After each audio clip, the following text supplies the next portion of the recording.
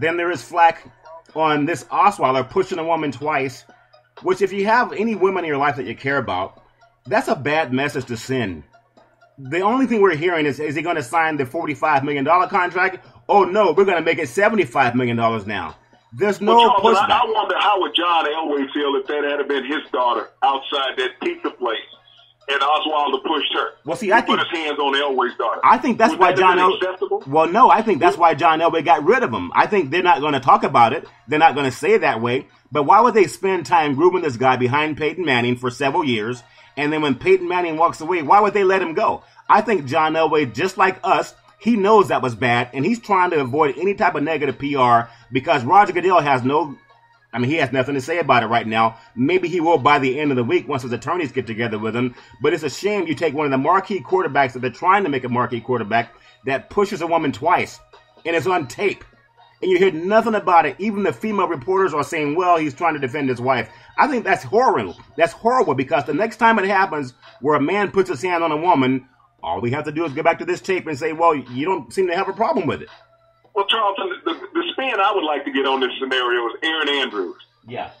I would love to see Erin Andrews comment on this. Since she said she was so distraught and destroyed by a guy peeking through a peek hole at a hotel. Yeah. And talking about how it damages women in sports, how would she explain this scenario with Osweiler? Yeah. That it's okay for him to put his hands on a woman? Because she should be the first woman to speak up on this incident. Being in the media, going through the court scenario she just went through, she should have been at the forefront of everyone saying, hey, this is not right. But she's laying there. She wants to go out, walk into a locker room, look at half-naked men, and say, hey, I'm doing my job. Well, I think it's a double standard, and it bothers me that there are not enough women saying anything about it. So the next time a woman gets pushed and they come back and say, hey, something happened to me, why would anybody believe it? I mean, we saw the Ray Rice, what happened with Ray Rice. We saw so many things that happened with people like Adrian Peterson for his disciplining his own child, and you hear so many negative things happen, and no one really talks about it. And I want to go before our next segment, and this segment is sponsored by Ford, your Northern California Ford dealers. Go test drive the F-150, one of the most dependable trucks. They're sponsors of the Charlton and Big C show. Now, Big C also, in the next 12 minutes that we have in the program, I know that you're a Pro Bowl defensive player. You understand defense. You look at life from the defensive side of the ball. I want to ask you about some of these players getting paid. The New York Giants, they signed defensive end Oliver Vernon, a 5-year, $85 million deal, get him away from the Miami Dolphins. Now he's one of the New York Giants. When you think about Lawrence Taylor, even guys like Reggie White, Lyle Alzado, Mean Joe Green, what kind of money would they have gotten in today's era? Because these are Hall of Famers. I mean, maybe Vernon will become one, but how does he get 5-year, $85 million as a defensive end? Well, ironically, you couldn't afford a Lawrence Taylor in this day and age. You couldn't afford a Bruce Smith, a Reggie White, a Howie Long. You couldn't afford these players. Mean Joe Green, L.C. Greenwood with the Steelers, a Carl Eller, a Deacon Jones with the Rams. These guys were the pinnacle players in the NFL. Yeah. They set a standard that was so high that players still can't duplicate today.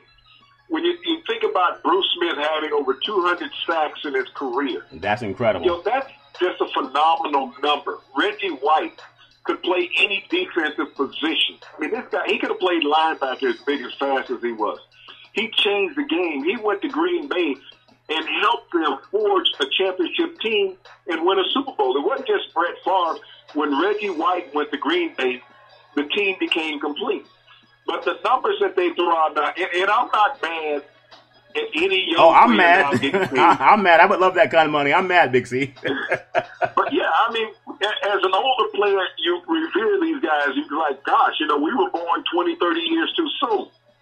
But, the money is there for the taking. These owners, if you can play a player the stupid money that they're paying him now, how much money does an owner have, Charlton? Oh, my goodness. The contract is going up for, I believe, next season. The contract is, they're getting an extra $20 million each team, I believe.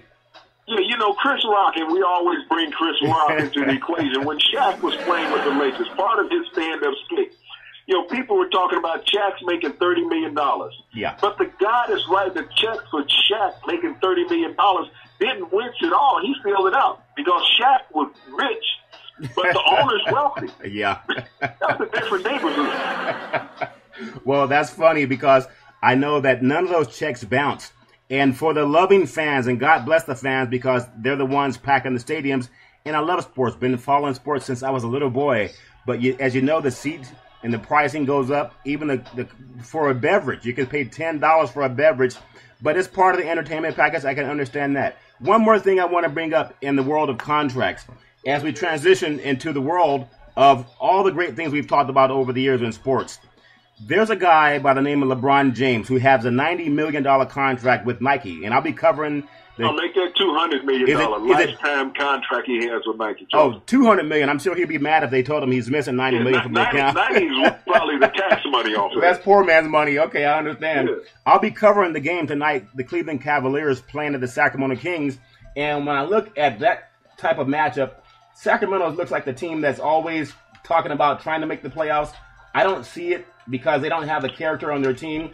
But LeBron James, and I know Kyrie Irving and LeBron James, they're two great tandems in Cleveland.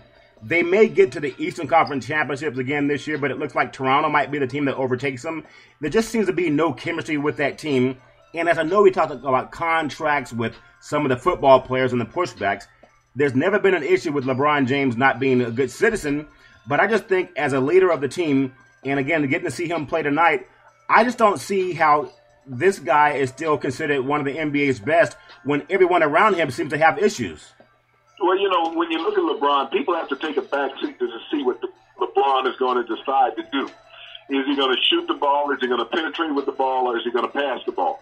So, everything in Cleveland goes through LeBron. Now, you're taking Kyrie Irving half the time out of the equation because LeBron also wants to play point forward. Yeah. Where he wants to bring the ball up court. We know that he can get to the hole anytime that he wants. But you got to put your team in a better overall position as LeBron. We know that you're a great player, but you got to make the rest of the team great players. And that's one of the things Cleveland has not had consistently throughout his career. If you look, even in LeBron's first run in Cleveland, the number of players that they brought in to help him out. But still, everything went to LeBron. He didn't know how to facilitate at that time. It took him to get to Miami to have a veteran like Dwayne Wade around and say, hey, you're great, but we can all be great if you just let other people have the ball. Well, ironically, he won a couple championships. Ironically, Big C, when you talk about Dwayne Wade, I know Pat Riley was not happy that Dwayne Wade was actually working out with LeBron James, and I know players can do what they want. Players, Charlton, they know each other. It's no big deal when you're off the court and you're not during the game. Now it'd be different if they was passing the ball during the game, but he's going to make each other better. And all the guys are professionals, so you know what your position is with your team and in society. So Pat Riley, who knows who he worked out with when he was with the Lakers as a player? Yeah, that may be true, but I still think that time would have been better spent with Kyrie Irving because there's some friction between those two. And maybe that's the reason, Charlton, they didn't work. He wasn't working out with Kyrie because of the friction. He does not want to be his teammate, and Kyrie doesn't want to be LeBron's teammate. One of those players will not be there. Make that Kyrie Irving won't be there next year. See, that's very interesting because we know if players want to play championship basketball, and you talked about Pat Riley, Big C. Now, I was hearing some chatter on some of the Northern California stations. They're talking about who's going to be the next big guy in Los Angeles. The Lakers have always had a marquee player, whether it's Chamberlain, whether it's Kareem, whether it's Shaq, or even Kobe. You have three guys that I think, maybe even four. Someone should end up in Los Angeles to help rebuild that great organization. You have someone like Westbrook, you have Kevin Love, you have Durant, and also LeBron James. Why would he want to end out his career in Cleveland, of all places, if you're going to win a championship? Well, that's where he's from. I think the most practical move for the Lakers was to bring in a Kevin Durant and a Kevin Love. If you bring in those two cornerstones, and that's going to bring you that outside shooter and that inside shooter. The Lakers have always had that. Back to the days of Showtime and even prior to that, when you had Magic sitting outside at 6'8", you had Worthy at 6'9" in the post, and both of those guys could shoot the ball from the perimeter. You also had A.C. Green, Byron Scott, and you brought Michael Cooper off the bench. You know, you had the big man, Al Center, you know, in the middle. And so, but you had a force around him. And that's what Kevin Love and Kevin Durant, it'd be the Kevin and Kevin show in L.A. Perfect for Showtime. I think it would actually make a lot of sense because basketball is better when the Lakers are doing great. And right around the horn last night, the Trailblazers, a 116-109 overtime win over the Wizards.